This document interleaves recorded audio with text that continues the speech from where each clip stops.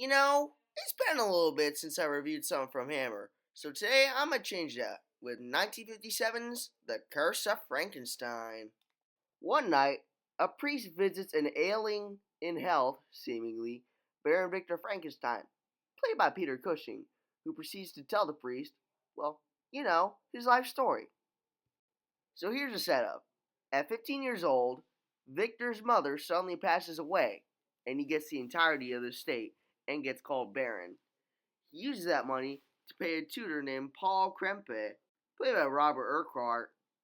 Sorry, I don't know if I'm pronouncing his name right, but whatever.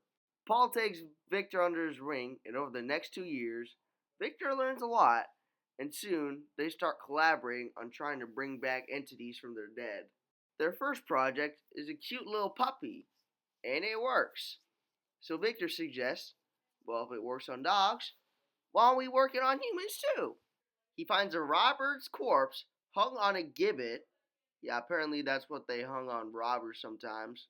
Then he purchases hands and eyes from Charnel workers, and finally invites an old scientist over. He takes him up to his room and lures him to his death. How? He forces him to look into a painting, then makes him step back, and then pushes him over the stair banister before he falls on his head, killing him. Look out, Professor, look out!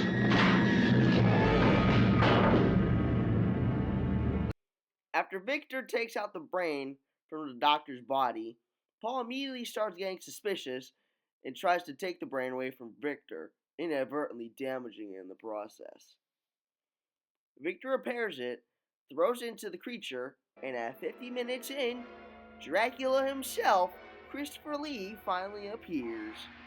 A little trivia, this is actually the first time Christopher Lee and Peter Cushing actually share the same scene together, and this will mark the beginning of a 37-year friendship.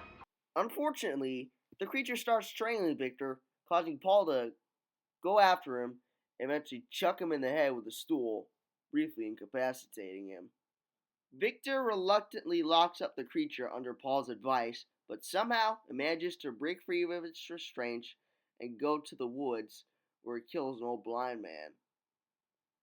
Paul grabs a gun and later shoots the creature in the eye, killing him. Later, Victor and Paul bury the creature, but when Paul leaves town, Victor decides to be sneaky and decides to dig up the creature. Since word travels fast. Victor's maid, Justine, played by Valerie Gaunt, who you may remember from my horror Dracula review, claims that she is pregnant with Victor's child, because weird stuff, and threatens to tell the authorities about Victor's experiments if she does not marry him. As she investigates the lab, Justine finds herself in the clutches of the monster, who promptly decides to kill her. The monster then climbs up onto the roof of the manor and holds Frankenstein's wife / cousin. You gotta remember, this movie took place like 100 years before the movie was released. Anyways, the wife's name is Elizabeth, played by Hazel Court. Victor grabs an old-style pistol and tries to shoot the monster, but inadvertently shoots Elizabeth. With no bullets left, he grabs an oil lamp and chucks it at the monster's face, causing him to burn in agony and fall in a tub of acid, destroying all evidence that the creature existed.